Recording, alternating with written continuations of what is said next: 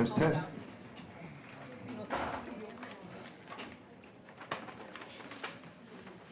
I don't even know where I left my phone. No, I probably left it in my. Let me go check. But no, I think I might have left it in my car.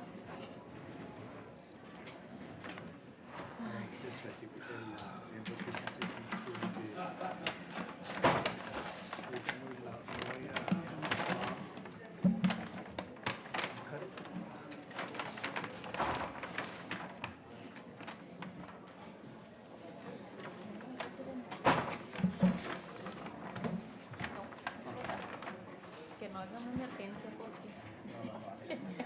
No, he's in the game. Pero se me quedó la manguera del agua prendida.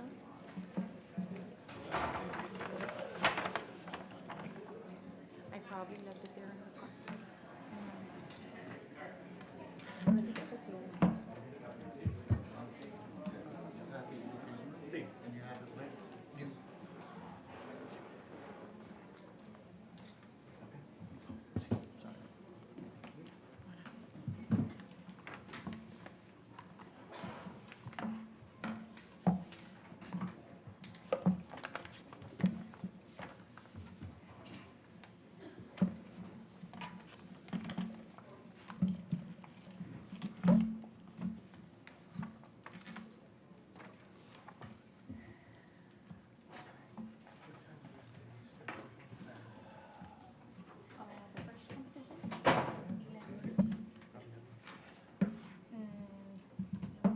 That's when they come.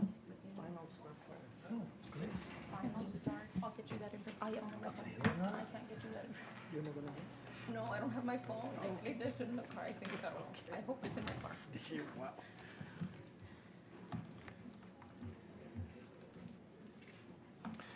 Good evening, Roma ISD family and guests. We're about to start this meeting. It is now 6 p.m. and I call this regular monthly meeting of the Roma Independent School Board of Trustees being held this Wednesday, October 29th, 2025 to order. Let the record show that this meeting was duly posted according to the Texas Open Meetings Act, Texas Government Code, Chapter 551. Agenda item number 1 is roll call. Board Vice President, Mrs. Yadira A. Barrera. Here. Board Secretary, Mrs. Mary Lou G. Cruz. Here. Board Member, Mr. Jaime Escobar Sr. Present. Board Member, Mr. Evie Garza Jr. Here. Board Member, Mrs. Karina Mascorro, absent. Board Member, Mr. Jesus Rios Jr. Here. And myself, Board President, Mr. Ricardo E. Perez, present. Let the record show we have a quorum in attendance at this regular monthly meeting. Agenda items 2 and 3 will be our invocation and pledge of allegiance. This evening's invocation will be delivered by trustee Mr. Jesus Rios Jr., and the pledge will be led by trustee Mr. Evie Garza Jr. Would everyone please stand?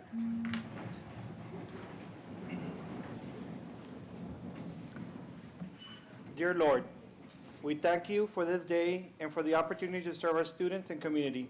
Please guide our thoughts and decisions tonight so that everything we do is in the best interest of our children and their future. Amen.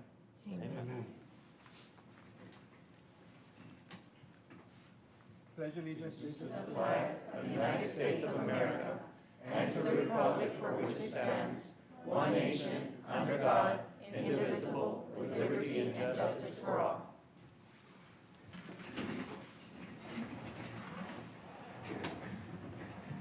Thank you, Mr. Rios and Mr. Garza.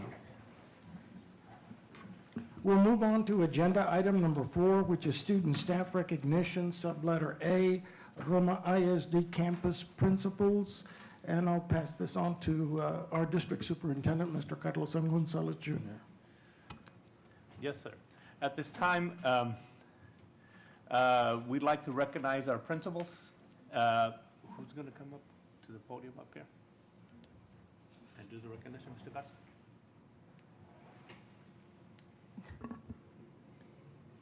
Mr. Garza, are you making a presentation? No. please no. So I'm going to do it. Okay, all right, we're good. You have the honor. I'll be the one to do it.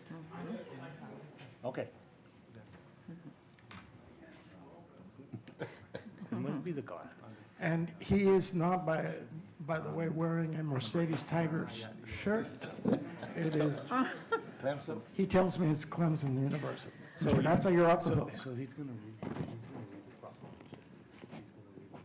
properly. From the state of Texas Office of the Governor, educators equipped our next generation of leaders with the skills and knowledge they need to succeed. It is through a quality education that we place students firmly on a path that leads to a lifetime of excellence and achievement. Quality educators are vital to a strong, prosperous state, and this is true of the devoted principals throughout the Lone Star State. The Texas education system depends upon the leadership of capable principals. They cast a vision for their school and work tirelessly to realize it. Principals are not only a source of inspiration for their students, but they are also visionary leaders for teachers and staff. Utilizing excellent communication skills, skilled analysis, and clear policies, principals are an important component of student success. Each year, the month of October is set aside to honor the hard work and dedicated service of principals and to recognize the invaluable role they play in our education system and our future. The Lone Star State owes a debt of gratitude to these men and women who represent the best of Texas education. At this time, I encourage all Texans to educate themselves about the contributions principals have made to our great state. Principals drive excellence that ensures a better and brighter future for all. Therefore, I, Greg Abbott, Governor of Texas, do hereby proclaim October 2025 to be Principals Month in Texas and urge all Texans to observe the occasion with appropriate ceremonies and activities. Thank you, Mr. Hudson. Thank you.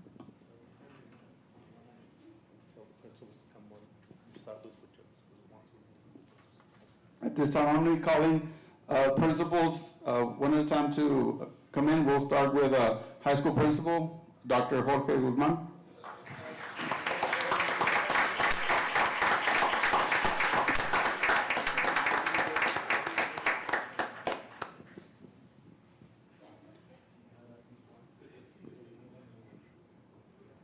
Next, we have from our Instructional Guidance Center, Ms.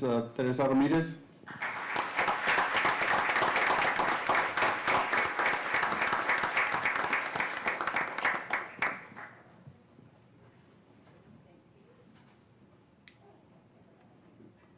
From Roma Middle School, Mr. Danilo Gonzalez.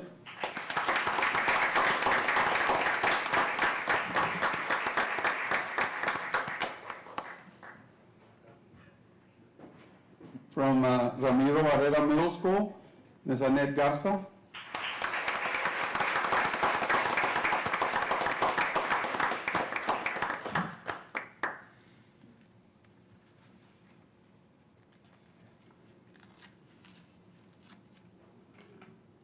From Emma Vera Elementary, Mrs. Yvonne Guerrero.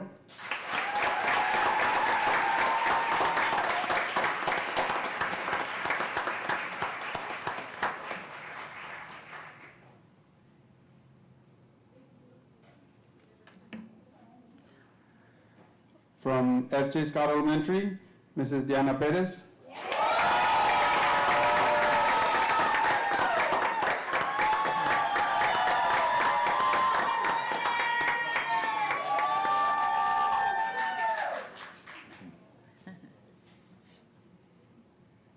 From Roel A. and Celia R. Science Elementary, Mrs. Odette Garcia.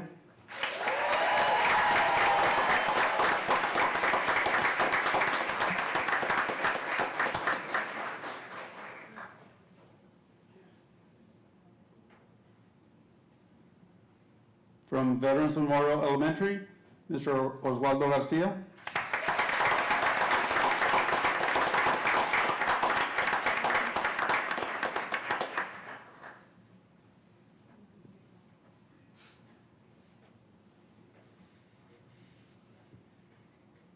From R.T. Barrera Elementary, Mrs. Marisa Garcia.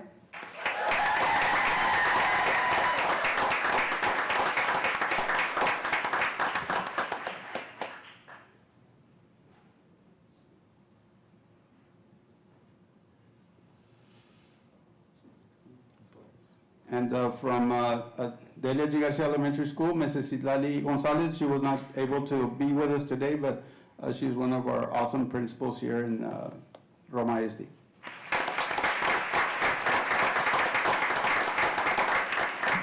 want to come over so we can take a picture with them, and then we'll have everybody have something to say to our principals.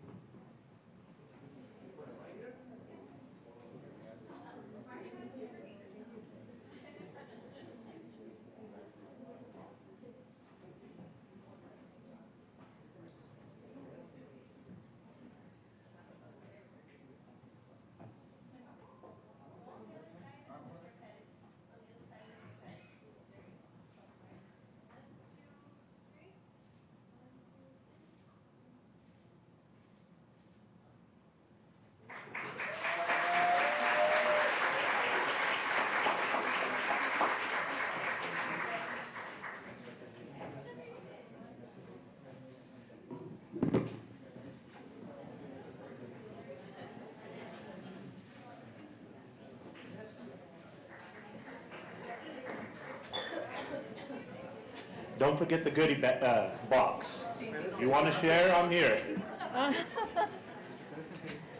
If you don't want the goodie box, we're okay. We'll take it. Over here. So the goodie boxes have candy?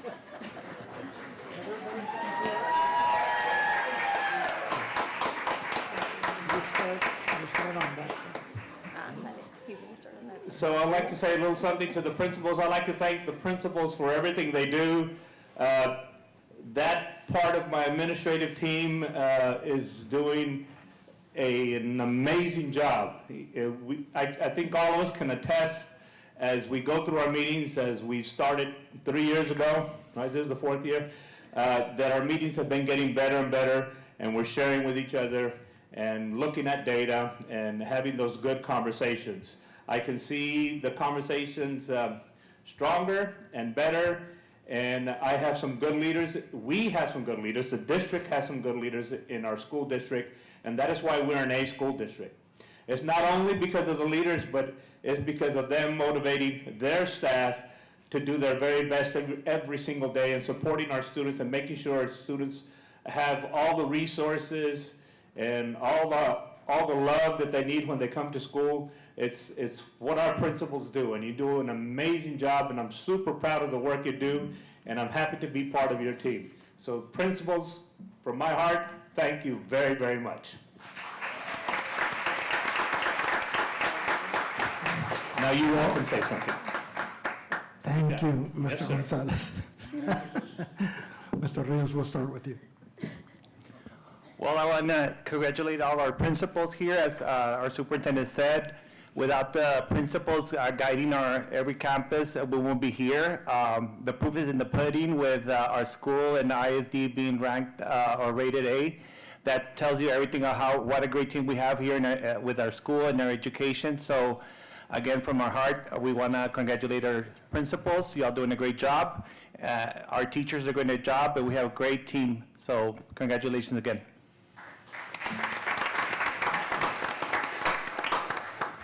Again, congratulations to everyone. I think that it starts from the top. If you guys are doing a great job, it goes down to all the faculty, to all the teachers, wanting to work, if you put that work environment there, you make it good, everybody's gonna work great and do their job. So again, congratulations. Your hard work does not go unnoticed. Thank you.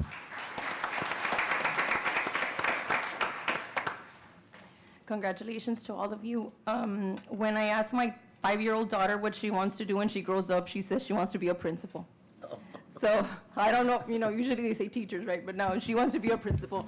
So that just shows what critical roles you all have in your district and how you truly are role models for not only your teachers, but also for your students. You are good mentors, you're good leaders, you are good visionaries, and it, like Mr. Rio says, it shows with the results that we've been seeing and how it just keeps on getting better year after year. So congratulations for this recognition and for the, what was it called? There was red, Proclamation. the proclamation. proclamation. I was gonna say the ordinance, but I was like, no, that's for the city, the proclamation. So congratulations. Thank you.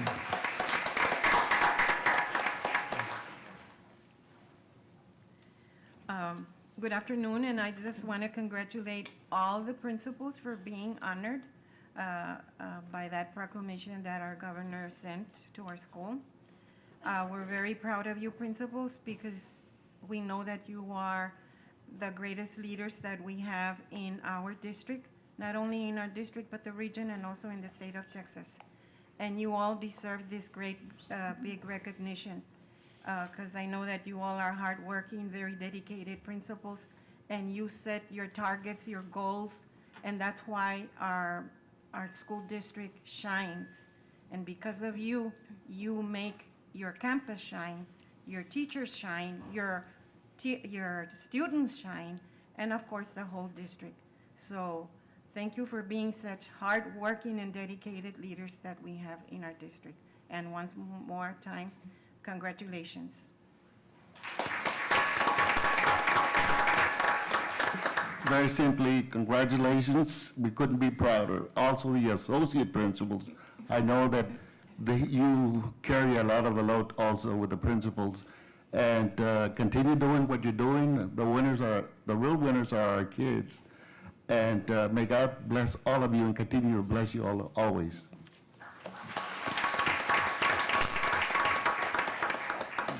Well, I'll echo what everyone else has said in as few words as I can, but one thing is very, very evident. All the extra hours that a teacher puts in, and we know that teachers, it's not an 8 a.m. to 4 p.m. job. It's the extra hours, the weekends. That's what our teachers do to be prepared.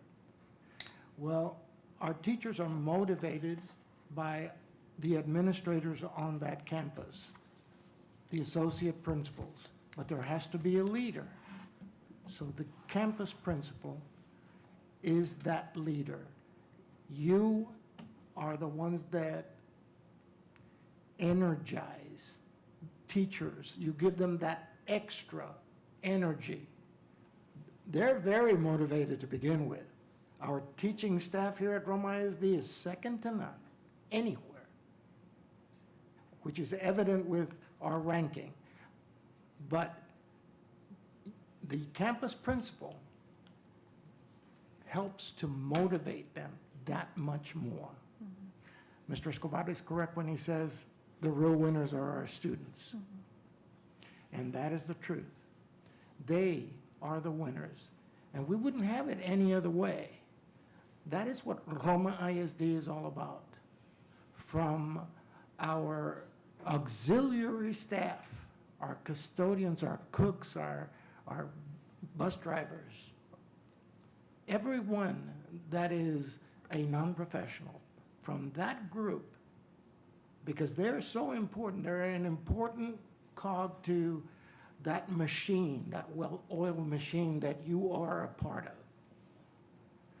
Then to our professional staff and to our guidance counselors and our nurses, everybody else. And then to the campus principal. Everybody should be recognized. And teachers are recognized, our students are recognized. We love, Mr. Gonzalez loves to keep on saying, when we can celebrate, we will celebrate. And we have so much to celebrate.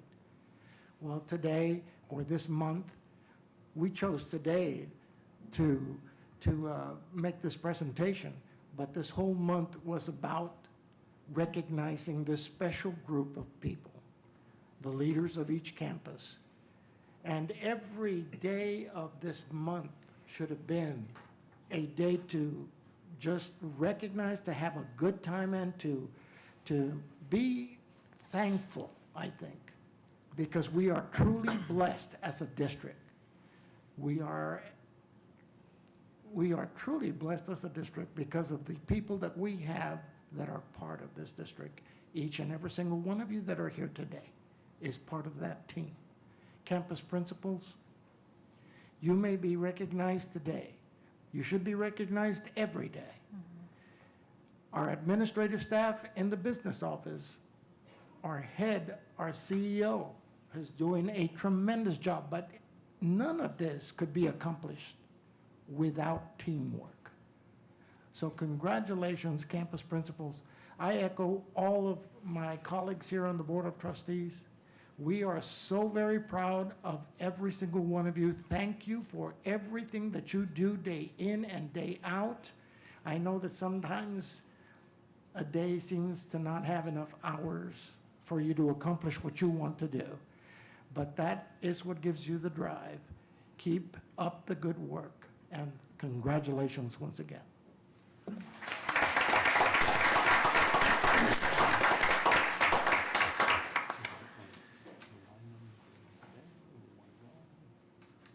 No, they gotta stay. You have to drink some water after that. Ladies and gentlemen, it's time for us to continue our most exciting meeting that we have scheduled for tonight. And I know that most of you want to be sitting right here listening to every single word that Mr. Pettis and my colleagues have to say. But I'm going to give you a break here. If you all want to go and celebrate, you're welcome to stay. You're welcome to go if you want to go. Thank you for being here with us. I appreciate it. Another round of applause for our campus principals.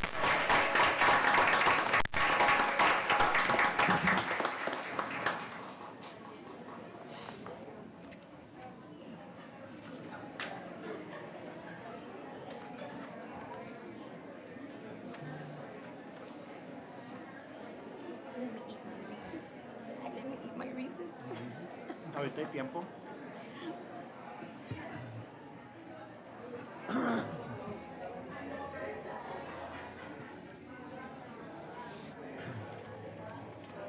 It's so cold in here. Freezing.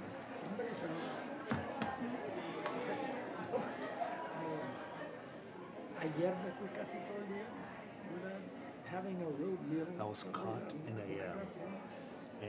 a moment where I couldn't think. When Mr. Pettis said, Mr. Gonzalez, se me fueron todo.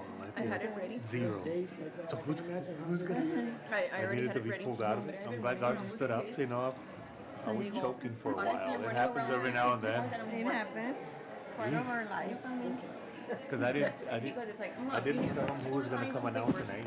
Mom, I didn't- forgot my we jacket. didn't cover Mom, that. can you bring money for So I food? was caught in Mom, a can you bring my bag for baseball brain practice? dead Mom, moment. can you come pick me up? Mom, can you take me to tumbling, hombre?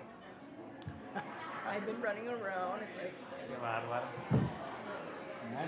Y ya empiezan los holidays y little things and Thanksgiving y todo, so like more activities, right? ay, deja tú.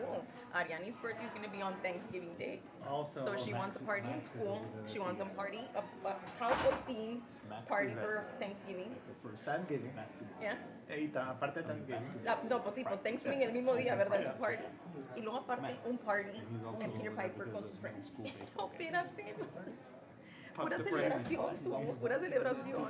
Pues, ¿qué es lo que mira? ¿Qué es lo que mira en la casa? Puro ¿Qué es el YouTube. ejemplo? ¿Qué es el ejemplo que le da? Puro YouTube. Because if you're Alex, the one that wants party. All right, Ya no, ya no.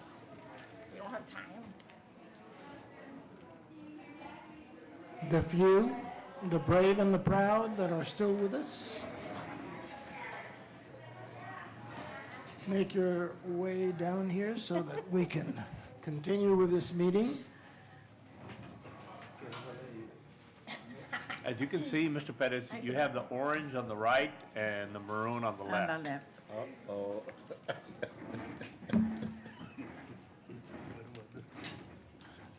Very bad.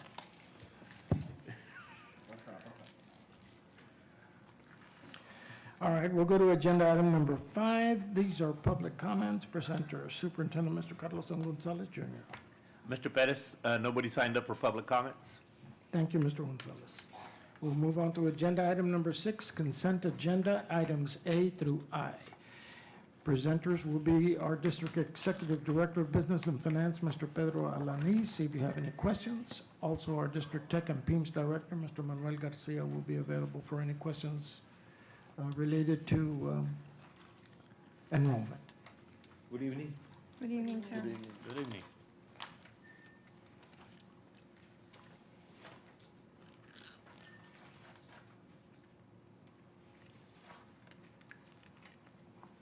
I have a question, just curiosity. Yes. Mr. Alanis, es que I noticed that the wording changed, like anything that says accounts payable as the description, does that mean that that's a reimbursement to that person for taxes? Like, for example, on page 16 of the bills paid or the checks paid.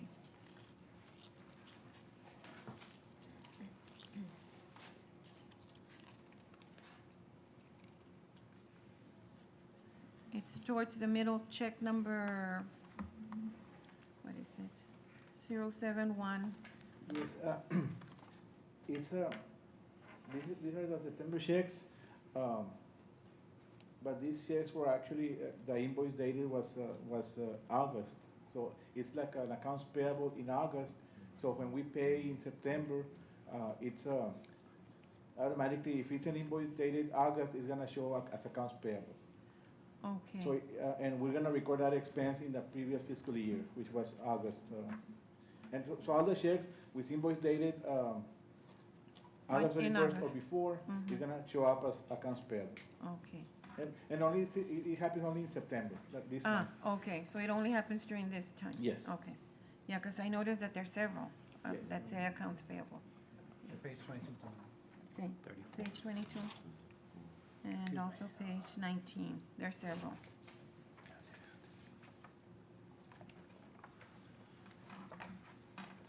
Thank you, sir. Thank you.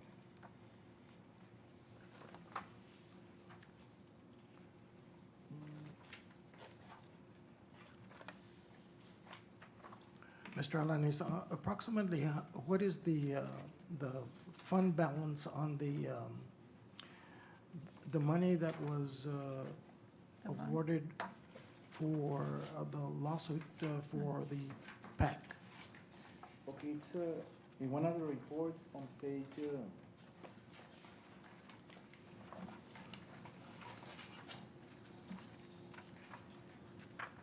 63?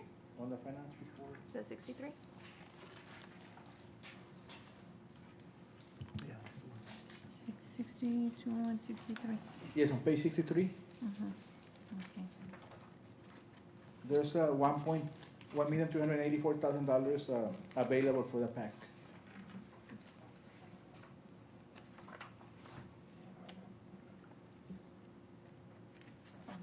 So, Reserved for the PAC. so right now,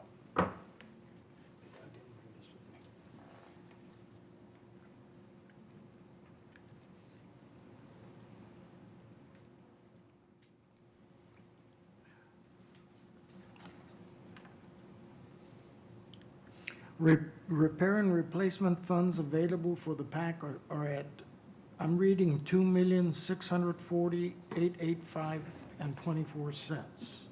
That's the total amount. The PAC, it's down there, reserved for performing arts center. This is reserved. Okay, reserved, okay, so that's 1,384,585? Yes, sir. And for VME, it's 1,143? Correct. And where are we at as far as the repairs for the PAC? That, what that money was earmarked for? We've been doing work there. We've been doing the sound system, the lights. All of this work is coming from these funds. We've also, they've come in to work on the roof On as the well. roof, the work on the roof, and we have this money is available for other future repairs. And we're looking at the curtain, right? The curtain and also, they're gonna power wash the exterior. Okay, so, back part. so the receipts for the purchase of the lights and, what else was it? The speakers? And the sound system, right? Sound system. All of that, that's already paid for. That's not part of that fund? It's already, it was already. It's supplied. already accounted for? or, Correct, yes, sir. Okay. Encumbered, okay. It's here. This is how much has already been spent in the pack repairs. And this is how much is still reserved for additional. Okay, so that 1384 Correct, yes, is available for further yes. work. Okay. Thank you for that. Mr. Lanise, on page 17, I'm just curious, where it says the garbage collection for Escobares, we have 12 different accounts. Is it that refers to the number of bins we have there, trash bins? Or Yes, what? we have Escobares, we use them for the road to recovery, transportation, life plus, life skills, Uh-huh. and then also in BME. BM BME BM and the Escobares? Escobares, there's a local ordinance in Escobares that they're the ones that pick up garbage in those areas. Okay. And in Roma, the other garbage, we have about 19. Is the pricing equal to the same, what we're paying here in Roma, the same we're paying in Yes, Escobares? actually, they honored the price we're paying to garbage collection. Okay, They're the same rates. okay, thank you.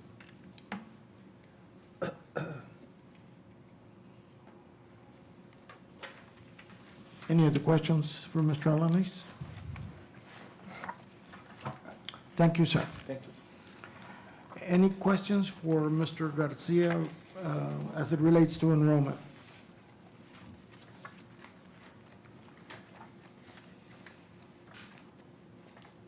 Good evening, Manuel. What page is it? What's the number, the total number code, Mr.? 95 on our board book. 5,938 students, Okay, 22 difference? oh, it is. 22 student difference from last month to this month, A plus 22? minus 22. Minus. And the snapshot for high school? Is 1,781. 1,700. That's high school, plus we need to add some of the ING. I believe the ING counts for, but we haven't reached 1,800 at the high school. ING, we don't have very many students there. No. Has pre-K3 increased any from the No, last about report? the same number, yes. Well, as we're getting closer to our snapshot at the end of October, what we do, and we'll have it for the next month, we'll do the comparison of last year's snapshot, this year's snapshot, and then the difference of students. I'll give you a percentage of what the leaver reason was. Why is the student not with us? Okay. Like an example, from last month to this month, about 60% of our students that the decrease enrolled in other districts in Texas. About 10% in another district in the US, and about 10 return to home country. And then the other ones are some movers. So we'll give you a breakdown exactly the difference between the two snapshots of the reasoning for that decrease or increase. Which will be the 31st, is it? Yes, sir, this Friday.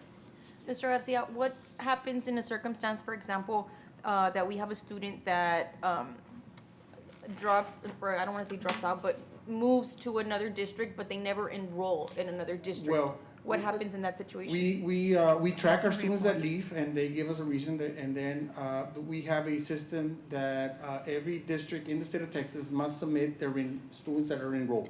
So let's say a student leaves, tells us they're going to Rio Grande, so they leave. Within the next 2-3 days, we make sure that they have enrolled in Rio Grande. If not, we start making the phone calls, the home visits. But if they are literally outside of our district, then we start contacting that district, just give them, okay, we heard this student left to that campus, to that district. We try to find the student. And at that point, is there like a grace period of how long they have between going from one district to another? Yes, but if they just left and we cannot, our numbers that we have, we cannot track them, they have a window, they must be enrolled by law, right? But if they don't tell they don't say, they don't tell that district that they are there, nobody's looking for them other than us. So we track them on our end, we contact that campus, that district, telling them the last thing that we know of these students that they were going to Rio Grande. So we'll try to get them, that campus to enroll them. So we try to find the child, to be honest, if they tell us that they're going to another district. And if they do not enroll, is that They like a will be- citation, it or will what be does a that drop- entail? For us, No, for the student, Oh, or yes. the parents, or the family? yes, at some point, they will attempt to enroll, I wanna say, right? If not, there will be a dropout if they don't, especially if they're, secondary students, right? But yes, there's citations. But the key here, ma'am, is if they leave to another district that we don't know where they live now, they just left, picked up and left, or they told us where they were going, so we try to track them down. Most of the students, they do enroll. It's just some that will not enroll if they go to another campus. But Yeah. we have our system to track these students. Yeah, that's the question, like, what happens in between where a student or a family says, they're leaving to another district, but they never enroll in the other district, and then, so pretty much they're considered dropouts, right? They But will then, be. at what point, like, how many days do they have for them to be considered dropouts, for them to get a citation? Like, what is the process in that little window? For a student to be a dropout, the student must have been enrolled in our district at least one day the prior year, and not enrolled in our district on the school start window, which ends September, the last Friday in September. If they don't enroll by the last Friday in September, and they were with us at least one day the prior year, they will be a dropout. So it's until the following year that they will count as a potential Okay. dropout. Now, if a student doesn't tell us that they went to Rio Grande, they just stop coming to school. We do our home visits, we can't find them. We hear that they went to Rio Grande, we start making calls, they might end up in Mission or elsewhere, right? So it's hard to find those that don't let us know what they're doing, where they're going.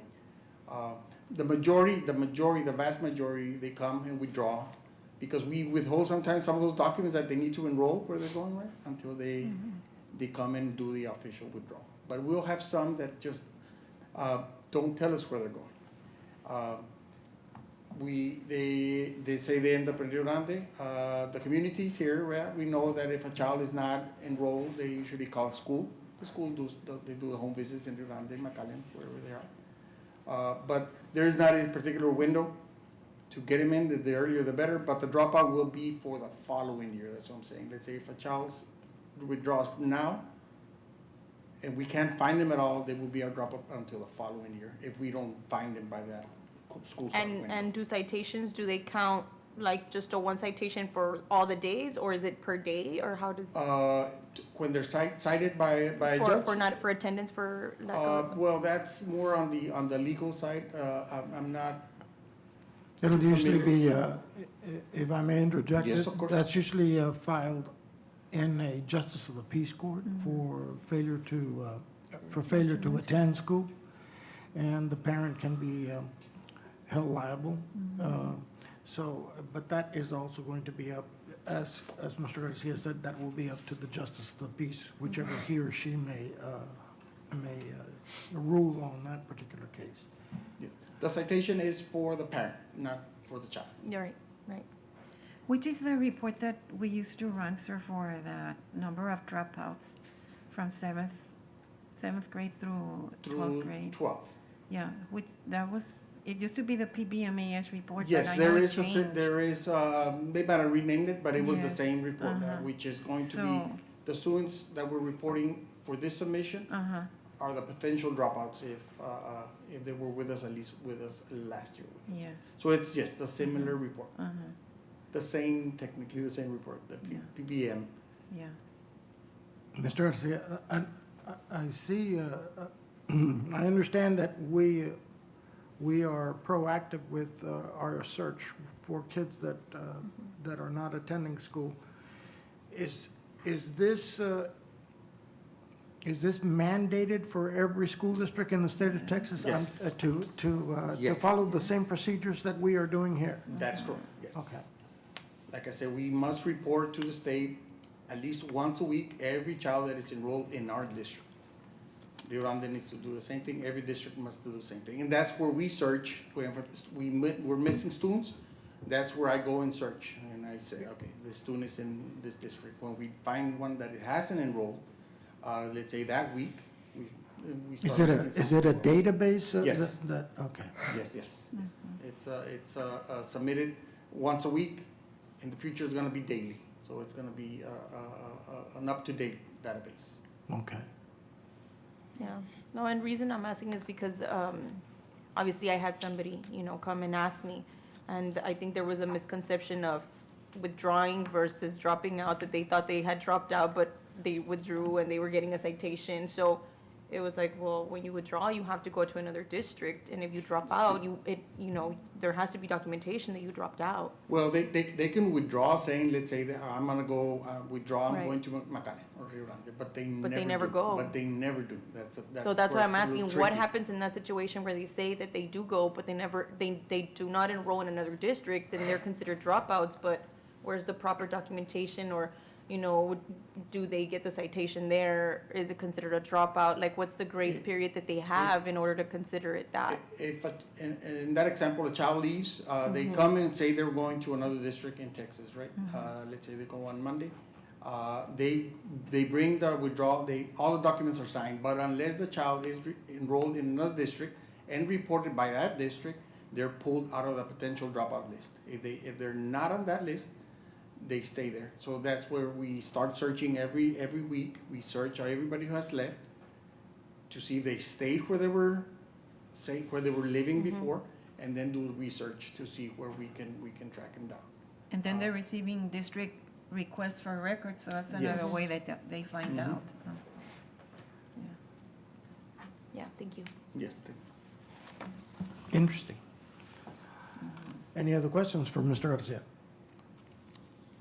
Well, Mr. Garcia, thank you very much, and thank you, Mr. Alanis, for your answering the questions. We appreciate it. At this time, I'll entertain a motion to approve consent agenda items A through I as presented.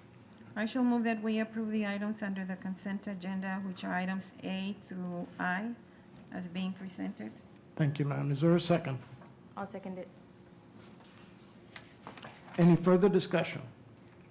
If none, there is a motion on the floor by Trustee Cruz and seconded by Trustee Barrera to approve agenda items number 6, agenda item number 6, which is consent agenda items A through I, as presented. All those in favor of the motion, please indicate so by saying aye. Aye. 6 in favor, none opposed, 1 absent. Motion carries. Thank you. Agenda item number 7 is consideration and possible action to approve the payment to TEA of $500 per designated teacher under the teacher incentive allotment. Presenter will be our District Executive Director of Human Resources, Mr. Edgar Garza. Good evening, Mr. Perez, members of the board, Superintendent Mr. Gonzalez. I'm here to see if you consider approving the payment to TEA for $500 per designated teacher. I know it doesn't say the amount. The plan right now, we're submitting 148 teachers for either a new or an increase in designation. So it should be about 74,000. We don't put the amount because it's still in the process and they haven't sent us the invoice yet. Currently, the file goes through 5 steps before it's officially approved to send it to Texas Tech, right? So the first thing is the file needs to be submitted. It was submitted before the deadline. The file has to be error-free, which was error-free. Now they're looking at a system alignment review. After that, they either accept the file or they'll send it back and say, you know what, you need to fix this for us to resubmit. They're going to start Monday, sending it to districts that there should be no issues with ours, but if there is, they'll send the file back and say, you know what, we saw these discrepancies so that we can fix them, and then we'll have until Thursday to resubmit. After that, they'll accept it. then they'll send us the invoice with the fees, right? But it should be about 74,000, right? And because it's over the amount we need to get approval. The thing is, once we get that invoice, there's a short turnaround for us to submit the payment through ACH, so that's why we need to get the approval beforehand, just so we can be ready, because if not, we would have to have a special call meeting just for that particular item. That's the way we've done it in the past couple of years.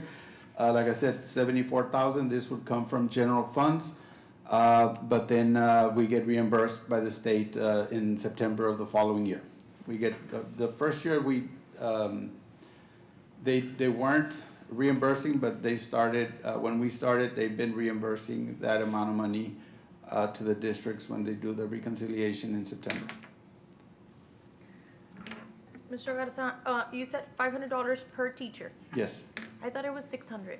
No, it's 500. It's always been 500? Yes. I've always thought it was 600. Okay. That's how much, I guess, Texas Tech charges to do the data Yeah. analysis on Yeah, but the I thought validation. that the first year was 600. I don't know why. No, it's been Oh, 500. Okay. Yes. So this fee is, the purpose of it is to be able to qualify for the following year? Like it's a fee to No. do an analysis, or what's, No. I'm new to the board, so what's the fee for? The fee is basically what the TA is charging us to evaluate the data that we're submitting, right? Basically, once they accept the file and we pay them, then they send that file to Texas Tech, and they do data analysis on it, and they do reports, and then they'll send the reports to TA for an overview, and they look at it, and then TA either approves it or denies it, right? So this is kind of like what Texas Tech charges to do that data analysis on our file, our system that we submitted, to see the correlation and all that data. So after that, TA will decide. But the first years when TIA started, the districts had to pay it and you weren't getting reimbursed. So if your system was denied, you were still. You had to fork You had that already money. paid, you already Yeah. paid it. Now, the last 3 years, the state, because a lot of districts were hesitant on recommending, because they're like, well, if I pay $200,000 because I'm sending all these Teachers. teachers, and then it doesn't get approved, then I lost $200,000, right? So Okay. now, TA, we get reimbursed for that. Okay, makes sense. Thank you. So the 148 teachers are those that do not have a recognition, that are either recognized or with not the master, but the exemplary Yes. and the Yeah, recognized. so ¿verdad? it's Status. basically a combination. That's a total number that every year we submit all the data. We have to submit 460 teachers. But if the ones that are getting a new designation, whether they didn't have one and now they're gonna get either recognized, exemplary, or masters, or they were recognized and exemplary and they moved up to a next higher one or jumped to a master's, for example, we have 148 that qualified for that. So that's what we're submitting.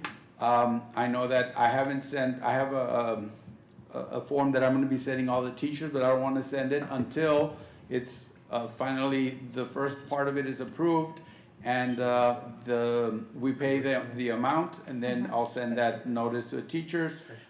This is, I already have the template for it, and it's already have the file. I just need to merge it.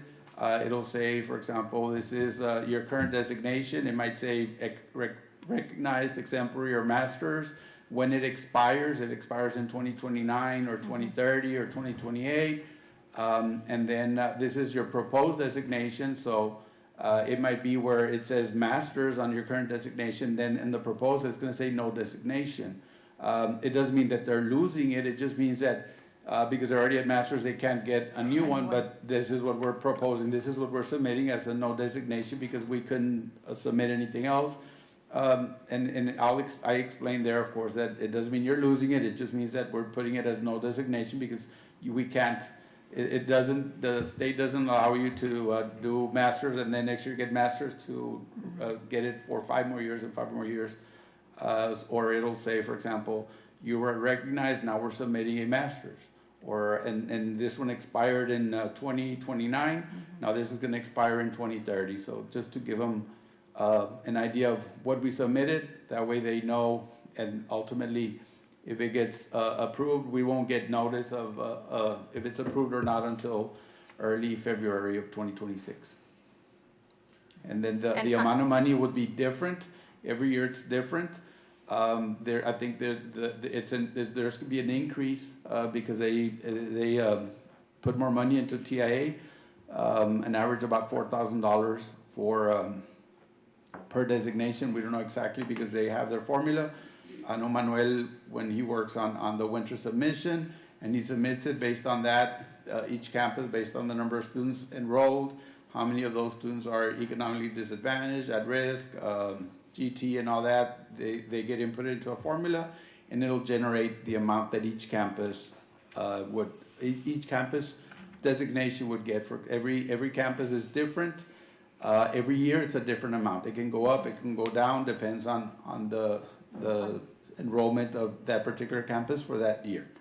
And starting next year, they're adding a fourth designation, which is a lower one, which is acknowledged, right? So that they're adding one. This is the year. So it's coming up. But that would be easier to get, for example, because the threshold is a little bit lower, so that we can get the amount of money. Though it's less. It's like between $3,000 and $5,000 for a teacher that would be acknowledged. So it would be acknowledged, recognized, exemplary, and masters. Wow, good. Oh, and I was gonna say, in that letter that you're gonna send out to teachers, obviously, I'm assuming it says that they're not gonna lose their designation, but they can improve in their designation, correct? Yes. And does it also say that it's the amount, but they also have to consider the fringe benefits that have to It be? doesn't, usually that one I'll send it once, Not the letter. once it gets approved, once they're like, Manuel turns in that, and then in mid-April, that's when we get the actual amounts. Okay. FJ Scott, if you recognize this much, masters, and so on. So there, I resend a new letter, and I Okay. break it down. This is how much money generated, for example, $20,000 as a master teacher, right? And then I do a breakdown. This is the total minus 10% for the district fees and the continuing of the program, and then the usually TRS, Medicare minus that, and then I'll put there, this is your gross amount that'll come out in the check minus all applicable taxes that you'll pay. So I know some teachers complain because they do take a lot of taxes from it, right? But I tell them at the end, when you do your income tax, it all balances out. The way kind of like the system works, for example, if somebody's getting $20,000, it assumes that you get $20,000 every paycheck, which is twice a month. So it assumes you're making close to $500,000. So of course you're at a higher tax bracket. So they take more taxes away. But then at the end, when you do your income tax, and you put there your whether you're married, children, and all that, they'll charge you your taxes, and most of them should get more of a refund because they overtaxed you on that amount. Thank you, Sir, Mr. Garza. Go Does ahead. that mean that, being that with this new designation, does that mean that all the teachers will have? The breakdown is, if you're acknowledged, it should be about 50% of your teachers should be acknowledged. And then we have master should be about 10%, exemplary should be about 15%, recognized about 20-some. So at the end, I mean, it should be, we're actually right now, we're about 60-some% of our teachers have a designation. Yes. And if this program, if this data gets approved, we're gonna go to about 80% of our teachers with a designation, which is a very, very high number, which it goes back to what you all were regarding, I guess, the principals are congratulating for the work. It shows that our districts and our scores are A rating for the district, and the high school, the middle schools, the elementaries. It kind of shows that correlation where we have a high percentage of our teachers with designation, but then our district is producing at a very high level. Yes. Thank you, Mr. Garza. Let me bring us back to the agenda item in question. Again, consideration and possible action to approve the payment to TEA of $500 per designated teacher under the teacher incentive allotment. Is there a motion? I'll make a motion to approve it. Is there a second? I'll second it. Any further discussion? If none, there is a motion on the floor by trustee Barrera and seconded by trustee Cruz to approve agenda item number 7 as presented. All those in favor of the motion, please indicate so by saying aye. Aye. 6 in favor, none opposed, 1 absent, motion carries. Thank you. And thank you, Mr. Garza. Agenda item number 8, consideration and possible action to authorize the district police department to employ conducted energy weapons, commonly known as tasers. Our district deputy superintendent, Mr. Luis E. Garza, with the presentation. Mr. Garza. Good evening, trustees, Superintendent Gonzalez, and members of the audience. The purpose of my presentation this evening is to respectfully request your approval for our school police officers to carry and use tasers as needed while on duty. I'm also asking for the board to approve the taser policy prepared by our school attorney, which outlines clear guidelines and accountability for their use. The district acquired these tasers some time ago, and all officers are trained and certified, except one who is currently completing their certification. Tasers provide a non-lethal option to help de-escalate situations, protect students and staff, and reduce the risk of serious injury. Common non-lethal, less lethal methods officers may include: number 1, verbal de-escalation and physical control. For example, holds, handcuffing, and escort techniques. Number 2, electronic control devices. For example, tasers. Number 3, impact or compliance tools. For example, a baton or a similar device. Number 4, pepper spray. Number 5, restraint devices and securing techniques. Our officers focus on de-escalation and physical control whenever it is safe to do so. If this policy is approved, tasers will be used only when necessary to prevent serious harm. In speaking with Chief Gonzalez and Chief Garza, both indicated that they prefer a taser over a baton or pepper spray for the following reasons. Tasers allow officers to stop an immediate threat for a short distance, generally reduce the risk of blunt force injury compared with batons, and avoid the widespread effects of pepper spray in enclosed spaces, which can affect bystanders, students, and staff. Tasers are considered a less lethal tool, but like any restraint method, they must be used carefully and only when necessary, following laws, policy, and training.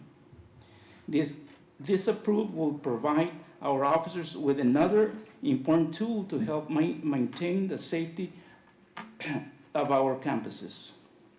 This concludes my presentation. I welcome any questions you may have, and I want to thank you for your time and consideration. Mr. Garza, I'm assuming that the training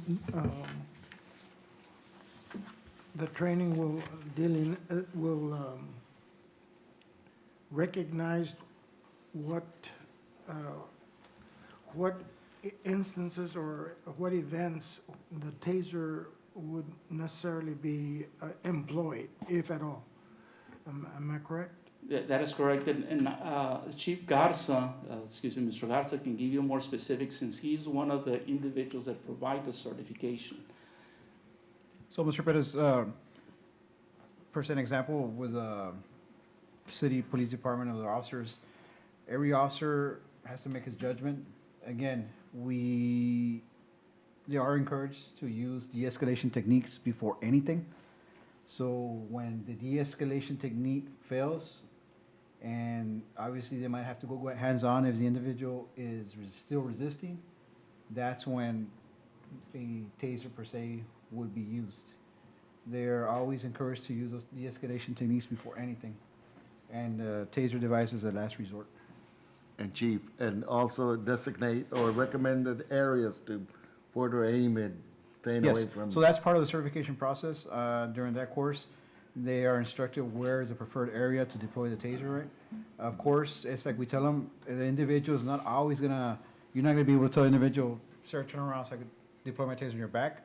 The situation will dictate it, but in the training they receive, they are instructed where to preferably deploy that taser. Now, of course, there are situations where the individual may move or scuffle and that prong might hit them in a sensitive area, which could be an eye, right, or the chest area and breast area. Groin. But again, that's where we provide them with medical attention regardless.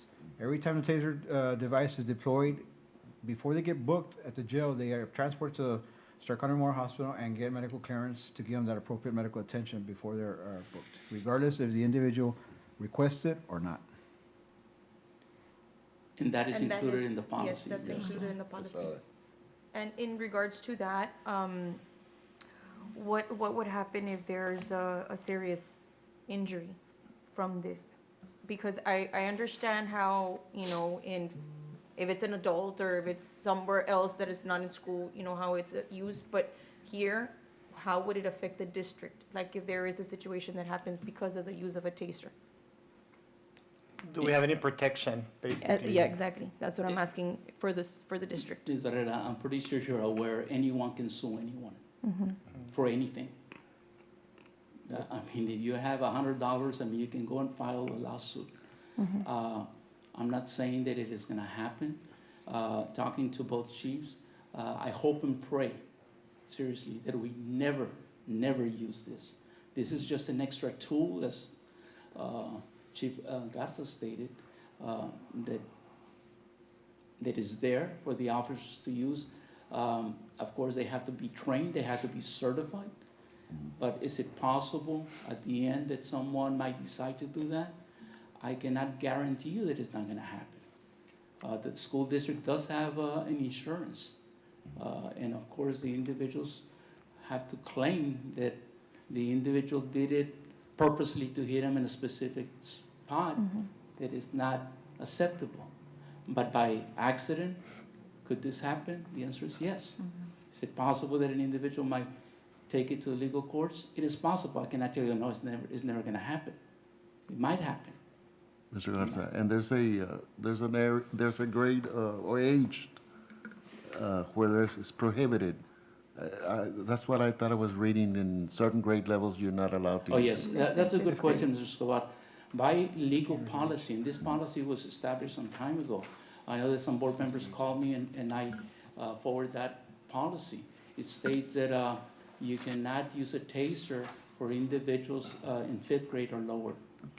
That is a legal policy, yes. It is a legal policy that they aren't, and one of the purposes of this is basically to restrain an individual. And if you have a police officer and the individual happens to be a 5th grader or lower, and you say, well, I was not able to control that child, then maybe that individual is not in the right area of employment. So we'll give you an example with our city police officers, and I'll give you the example because we've used it for years already. And I cannot give you an example or a time where our officers had to tase a child, right? Of course, again, it goes back to you should be able to restrain or deal with an individual or a child without having to use that type of force. So I think, correct me if I'm wrong, right, this is something that is not mainly to try to be used against students. It's more for situations where a disorderly person comes in, an adult that goes to a district, a school, or an activity, a football game somewhere where they might have to use it, right? That is correct. I mean, it can be utilized for adults, but legally you can also use it for students. 6th grade up. Yes, it depends on the age of the individual. So it is possible. It is a valid concern. I'm echoing what Trustee Barrera and others have said already. But I can understand having that particular resource in order, I guess we could look at it as a deterrent, right? But I am concerned about the use of that taser at any level in our school district. I mean, we've had situations in the past where, before we've had the tasers, where we have not needed something like, Chief Gatsa, have we had situations where, let's say in the past 3 years, 4 years, where on school campus where a taser would have been used? That I can recall, we have not.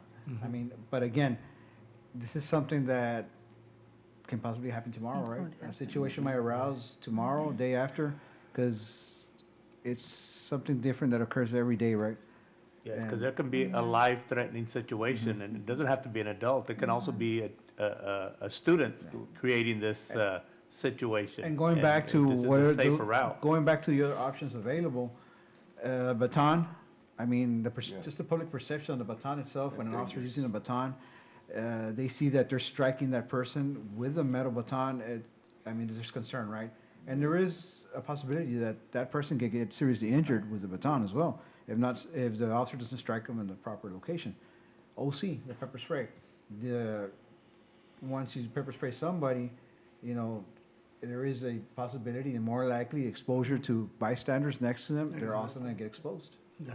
Especially in an enclosed area, inside a classroom or inside a room, whatever room, right, an office. I asked Chief Gonzalez, do you happen to have, or have you ever used, let's say, these other devices, which is a non-lethal weapon, for example, baton or paper spray? Yeah. He stated, we have never used that because we don't use that. We don't have this in our possession. It's basically just a gun. Oh. So basically, at this point, you have three choices to a certain degree. One of them using a baton, where you will allow them to use a baton. The other one is using the spray, and the other one is using a taser. Are you required to have that? No, but talking to Chief Garza and talking to Chief Gonzalez, they recommend this one, which is a taser. Well, I think that training, pardon me for interrupting, I think that training is going to be essential, you know, and I know that will happen, from what I understand. And it's not I'm not taking the training lightly or the possibility that, and God forbid that we would have to ever use a taser, but I think that my personal concern is just that all our officers be sufficiently trained so that the use of a taser would be the last resort. After all the de-escalation process has been attempted first. I'm only voicing this out of concern because we're adding to what we already have as an arsenal. We're adding to it. And I just get a little worried about the it's 50, I mean, it's 6 of one and a half dozen of another. So- I mean, we cannot, if I fall into that, then I'm saying that my way of thinking is that we're not going to have, something like that is ever going to happen here, and that would be naive. Chief Gonzalez, at this time, do any of the officers have any other intermediate weapon available to them, aside from their firearm? Intermediate weapon, any less lethal weapon aside from their firearm? So without the taser right now, the officers only have their firearms, right, available? That's what Chief Gonzalez mentioned to me. Okay. It's only the. So obviously, this is like a layer before using a lethal weapon. I think, how often is the training done? Like it's one, oh, that's a good thing then. So that can be reinforced in Officers training have- with the officers? Yeah, officers have to get recertified every year. Perfect. In the use of the taser. And we usually do, well, at PD, we usually do an 8-hour course every year, where they, again, they go over the device and the do's and don'ts and when you should do it or not, the locations where you're gonna deploy the taser at an individual. And they're obviously trained on de-escalation, right? And then de-escalation. And more than anything, that's, on the top of the list where we try to put out, where use the device as a last resort and de-escalate the situation before anything. Because, that's the last thing we want. We don't want any problems, any legal issues, right? Yeah. Well, no, my concern is more of a medical standpoint. That we have students that have disabilities that are medical issues and, maybe the voltage can actually affect them. I mean, you can't compare a kid that weighs 100 pounds to someone that weighs 250 pounds, using the same amount of electricity. So, that's my concern there, and that's why I was asking if, in this situation, the school is protected, because I do understand that it's a bill that has been passed, for the schools. So that's where it kind of, that's where the doubt is. Yes. And I cannot assure you that no one, assuming that this happened, that no one is gonna sue the district. It's hard for me to say, no, it's not gonna happen. The possibility is there. Sure. We're assuming that since the officers work in the school district, that we're gonna be tasing children. That's top of everybody's mind. Obviously, like you were saying, if it's somebody 100 pounds, we don't need a taser. You can control a kid like that with your hands. This is just the less lethal. Sometimes you might need that when the only option is using lethal force, and that's less lethal. Yeah. That's an option that most of the time it's used when you have that option. When you don't have that option, you use lethal force. So that's what it's called, less lethal. And I know, because I've been told, you're gonna be tasing kids. No, not even adults. If you can control the adult without using a taser or without using, you can control 99% of persons with verbal de-escalation. You're not gonna use the taser just because you have it. I mean, that's nonsense. It says that we cannot use it on kids younger than 5th grade, even middle schoolers, even high schoolers. They're small kids that can be controlled with verbal or just physically. The taser is the last. I've been working here with the school for 18 years. I can say that we've never had a need for a taser. We got the tasers because the state demands that we use a less lethal, and the other options are worse or bad than the taser. Yeah. So that's Well said. Yeah. Yeah, and we understand that, and, we truly respect the work that you all do to protect this district. But, obviously, I respect your position and try to respect mine as a professional standpoint. We're Right. police officers in the school, we're gonna be tasing little kids. That's Right. farthest from the truth. Yeah. Yeah. Thank you for your input. Any other questions? Okay. Thank you, Mr. Arson. Yes, sir. At this time, I'll entertain a motion to approve agenda item number 8 as presented. I'll make a motion. I'll second the motion.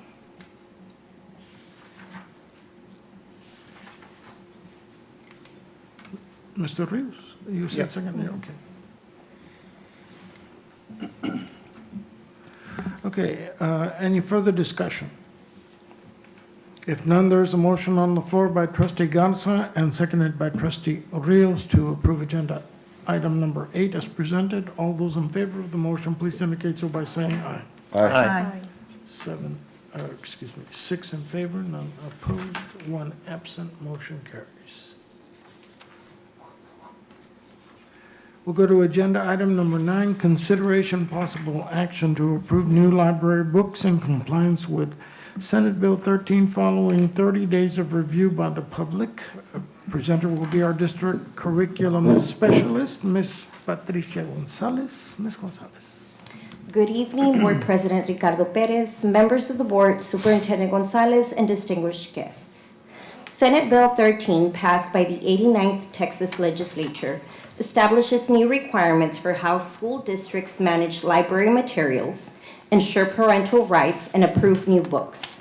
The law's intent is to provide parents greater access to information about books available in campuses and ensure transparency in book selection and cataloging processes. These requirements are effective for the 2025-2026 school year and apply to all districts. The school library book lists being presented for approval fulfill the district's legal obligations under SB 13. All proposed new library materials, whether purchased or donated, must be publicly posted for at least 30 days and formally approved by the Board of Trustees before being added to any school's collection. There are 3 key points on Senate Bill 13. The first is the parental rights to view the library catalog. SB 13 requires districts to provide parents online access to the full library catalog at each campus. Library catalogs are available at our district's website and campus websites as well. This ensures transparency and accountability in the availability and circulation of library resources. Second is the parental rights to challenge books. The law requires each district to have a clear, published process for parents to challenge the presence of suitability of any library material. This process must allow parents or guardians to request a reconsideration of a book with all challenge outcomes made public. And third, processes for buying and cataloging new books. Board approval is now required for all new library book acquisitions, including donations. Before the board's decision, the proposed titles must be publicly listed for community and parental review for at least 30 days, be certified by staff as compliant with SB 13 content standards, and be presented to the board for a final vote before cataloging and placement on campus shelves. In summary, in compliance with Senate Bill 13, this agenda item presents the district's proposed new library acquisition for approval. This ensures the district remains transparent in book selection, honors the parental rights to access and review materials, and complies with state law governing school library collections. At this moment, I am respectfully asking for the board's approval of the proposed library books. Are there any questions? And I did add in this folder just some resources. We have a flyer that's available online for our parents and also a checklist of all the things that must be done before this list gets to you guys. Very good. So from now on, any time that you all are gonna purchase new library books, you have to Yes. let us know and put it It out. must be posted 30 days on our website, be available for parents to make public comments. At this time, with these 4 lists, there were no comments from the public. And then be presented, be approved, and then they can go ahead and do that acquisition. Even if it's just one book that a teacher's requesting? Yes. One book? Yeah. So what they're doing right now is they are giving us a list of books that they might be buying throughout the year. That way, it has already been approved by the board.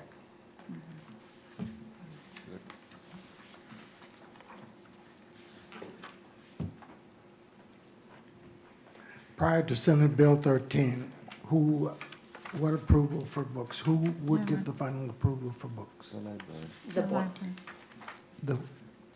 the school board. The school board? Yes, Well, you guys. yes, but without this process? If it wouldn't be the school board, we would have to go through a committee called the SLAC, and it would be a committee appointed by the board, and then they would have to go through the process and do that. And this list us here, who came up with it? Like the librarians, or is it recommended The through? librarians, it was Okay. recommended by the librarians. They go ahead and turn it into me, and then, they have reviewed it, make sure that it's in compliance with, their standards and all of that, and then we go ahead and present it to you. But I believe what Mr. Perez says was that before this new bill. Oh, it we was, didn't- the librarians were the What- ones that were. That's what the I'm ones, saying. Yes. That's what I was Before. alluding to, and I might not have been clear, but it was the librarians Yes, who would that's correct. approve the books. Yes. the Yes. books. Okay. Thank you, Ms. Gonzalez, if there's no further questions. Then I'll entertain a motion to approve the new library books compliance with Senate Bill 13 as presented. I so move to approve agenda item 9 as presented and recommended by Mrs. Gonzalez. Is there a second? I'll second. Any further discussion? If none, there's a motion on the floor by trustee Escobar and seconded by trustee Garza to approve agenda item number 9 as presented. All those in favor of the motion, please indicate so by saying aye. Aye. 6 in favor, none opposed. 1 absent, motion carries. Thank you once again, Ms. Gonzalez. Agenda item number 10, Superintendent's Report. Subletter A, Safety and Security, and B, District Vulnerability Assessment, the DVA report. Mr. Gonzalez? Yes, today we have Mr. Saldiva reporting on our safety, security, and district vulnerability assessment report. Good Mr. afternoon, Saldiva. everyone. Basically, just to give you a report on what we've been doing up to this point as far as safety, security. Back in September, on the 24th, we submitted the basic plan and active threat for school annex to the Texas School Safety Center. It was approved on October 27th, so now we can go ahead and pass this to the campuses. We are also compliant on House Bill 33 as of right now. We had our first district safety and security meeting on Wednesday, October 22nd. That is one of 3 that we are required to have. We'll have one next semester and one in the summer. We've also had substitute trainings and the parent tutors trainings, and we've had them on August 22nd, July 25th, September 11th, October 8th, and 29th. They also get trained on the Raptor system as far as how they're able to access it through the smart board or the computer. We've also had our IDAs, intrusion detection audits, conducted by Region 1 auditors. So far, we've had 3 out of 10 campuses, no findings, recommendations, and we are scheduled to have the next one in November. And as far as the maps are concerned, the maps that we provide law enforcement, we met back on August 27th. We had a meeting to provide the maps to the officers, local law enforcement, and also provided times and dates to do the walkthroughs. We did the walkthroughs on September 10th and 11th. And also, again, we might have to update some campus maps here and there, but for the most part, they are currently updated. We're also on the 4th year of the Human Trafficking Youth Prevention Education Training. Pretty much everybody in the district has to do the training. This year, it was provided through self-pace, pretty much virtual, online. So it's going to be this year and next year. After our staff members are trained, our counselors will be training our 5th grade, 8th grade, 11th grade, 2 sessions, 45 minutes. And after next year, which is the final and 5th year, we'll decide, I guess, if we're going to continue with the program, providing something for our staff members. Also, something new this year is it hasn't been deployed yet, but we are, as far as the next couple of weeks, is a program called LearnSafe. So LearnSafe is a behavior monitoring software platform designed for K-12 school districts. Its purpose is to help schools identify, respond to, and manage student risk behaviors, such as self-harm, cyberbullying, threats to violence, inappropriate content. By monitoring, taking screenshots of the activity on school-issued computers, again, owned by the district, and sending them to specific employees like campus administration and police officers. LearnSafe has been installed on all school-owned students' devices, and it will be deployed in the next several weeks once we have the training for our staff members that are going to be receiving notifications. So one of the things that we had before, and it's been in use for a while, is the BARC. The BARC system works off pretty much Google as far as the credentials you go on, but it doesn't check the computers. If it's school-owned and you're connected to your Wi-Fi at home and you're doing certain things, it wouldn't be checking. It would only check if you were actually logged on to Google. In this case, if you do, and as an example, with mental health, you are, let's say, harm to self, and you're doing a note, it will pick it up, take a screenshot of it, and send it to the appropriate either law enforcement or the campus principals. As of right now, like I said, it hasn't been deployed yet because we still have to plan the training, but I know that I logged on, and it does show, let's say, students at home on YouTube doing things they're not supposed to.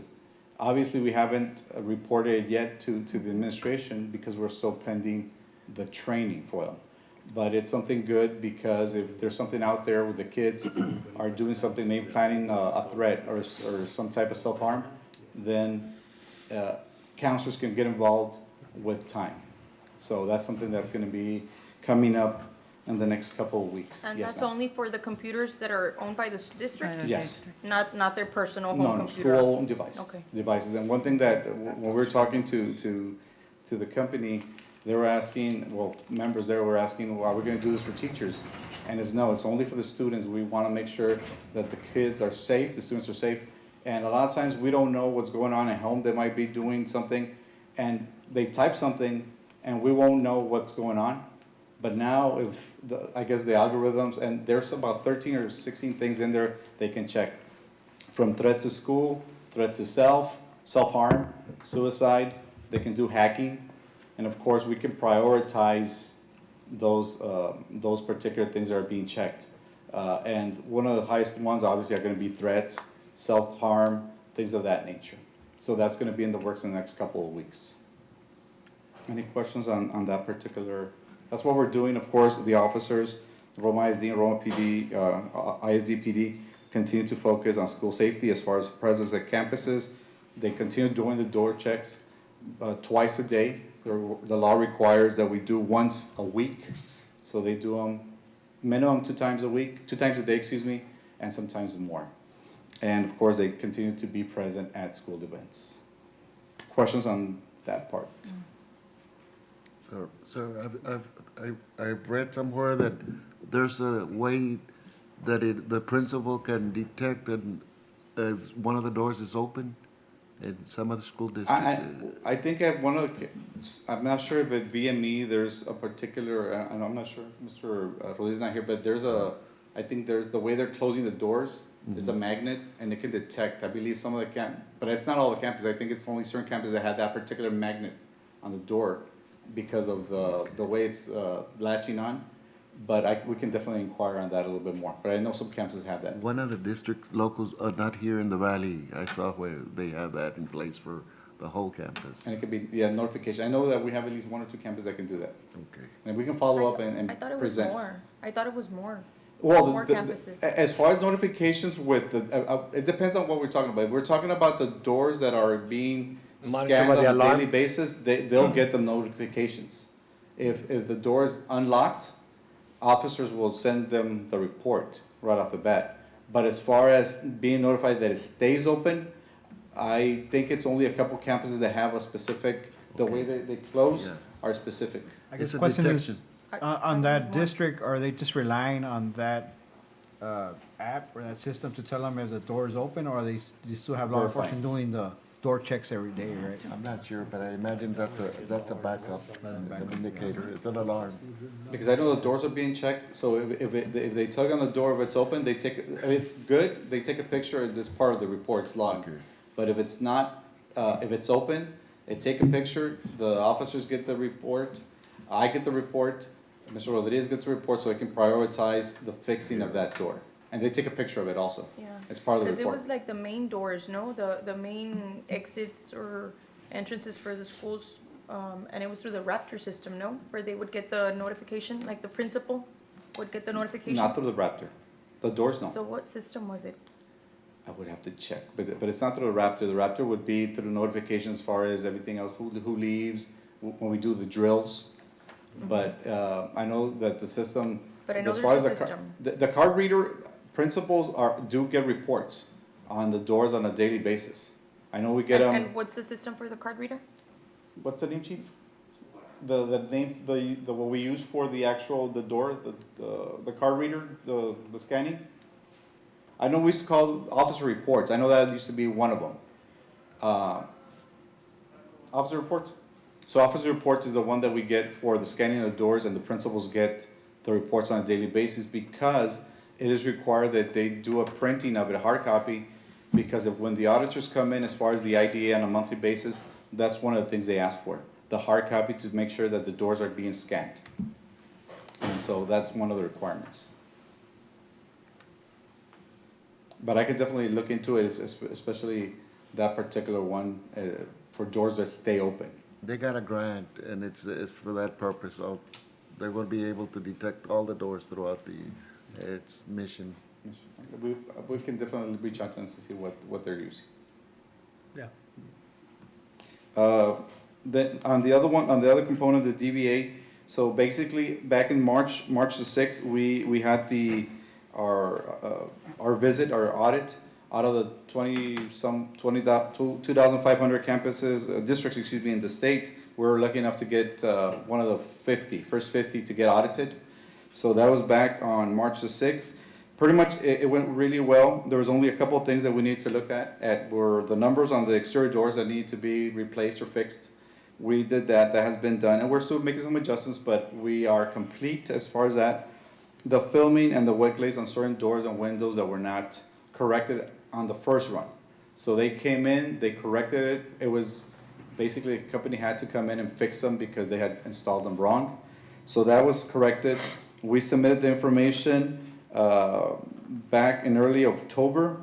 Spoke to Ms. Deanna Stevens, she's the auditor for the state. And at this point, we have completed the audit. So we are good. We won't have to go through this again until 4 years from now. But they have added new things to that. So, but part of that is Senate Bill 33, and we are already in compliance. Any other questions that you may have?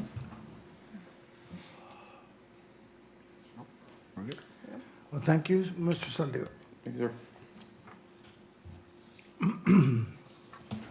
We'll move on to agenda item number 11, consideration possible action to cast the number of votes committed for the appraisal district director. Roma ISD is allotted a total of 785 votes. And we approved Trustee Jaime Escobar Senior as our nominee at a previous meeting, am I correct? Yes, sir. So I recommend that the 785 votes that are allotted to Roma ISD be cast for Mr. Escobar. I'll entertain a motion at this time. I shall move that we cast the 785 votes committed for the appraisal district director, Mr. Escobar, representing Roma ISD. Thank you, ma'am. Is there a second? I'll second. Any further discussion? If none, there's a motion on the floor by Trustee Cruz and seconded by Trustee Garza to cast the 785 votes for Mr. Escobar as the appraisal district director. All those in favor of the motion, please indicate so by saying aye. Aye. 6 in favor, none opposed, 1 absent, motion carries. All right, we'll go to agenda item number. I abstained for the, Oh, abstain. well, I didn't, your voice, you abstained. Yes. You don't want to cast that, your vote? Okay, I see. For him. It's for you. So, I stand corrected. There are 5 votes in favor, none opposed, 1 absent, and 1 abstention. Yes, sir. Do I need to repeat that? No, sir. You got it Motion correct. carries, thank you. Agenda item number 12, employment and resignation of professionals and paraprofessionals. Presenter will be our district superintendent, Mr. Carlos M. Gonzalez Jr. Mr. Pettis and members of the board, I recommend that you approve the list of professionals and non-professionals as listed in board book. Thank you, sir. Is there a motion? I'll make a motion to approve. Thank you. Is there a second? I second. Any further discussion? If none, there's a motion on the floor by trustee Garza and seconded by trustee Rios to approve agenda item number 12 as presented. All those in favor of the motion, please indicate so by saying aye. Aye. 6 in favor. None opposed. 1 absent. Motion carries. Agenda item number 13 is adjournment. I'll entertain a motion.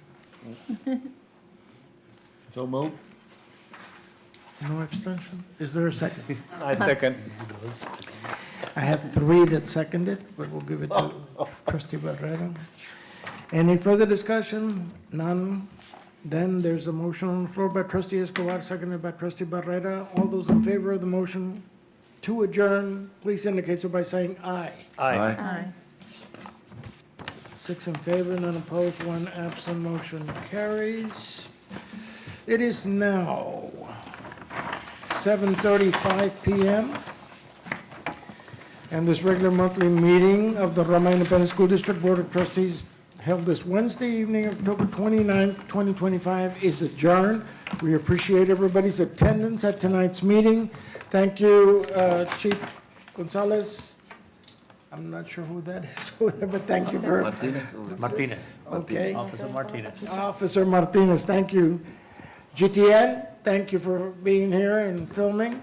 And so we wish all of you a most enjoyable rest of the night and week. Beat the Mission Veterans Patriots tomorrow night.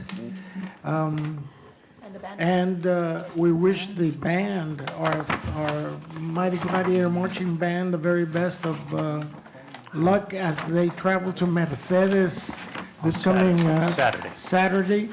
It'll be 11:15, I believe it is, for the prelims. At 11:15, this is the Area G contest. It is the last hurdle before, if they qualify here. What is it, 1 of 3 or 1 of 5 schools? 5 go. 5 go. So it's And final starts at 8:45. PM Yes. at Mercedes Tiger Stadium. Any of you want to know where Tiger Stadium is, ask the man wearing the Mercedes shirt. Prop number 4, okay. But Prop number anyway, 5. good night to all of you, blessings to all of you, and woo, Halloween tomorrow night. Want to let you all know that on Friday we have the kids coming through here in the morning for trick or treat. What grade levels? What grade level is it? For trick or treating, what grade levels? 4th and 5th? 4th and 5th. 4th and 5th graders. Okay, no, yo no, chiquitos. You come for like for Easter or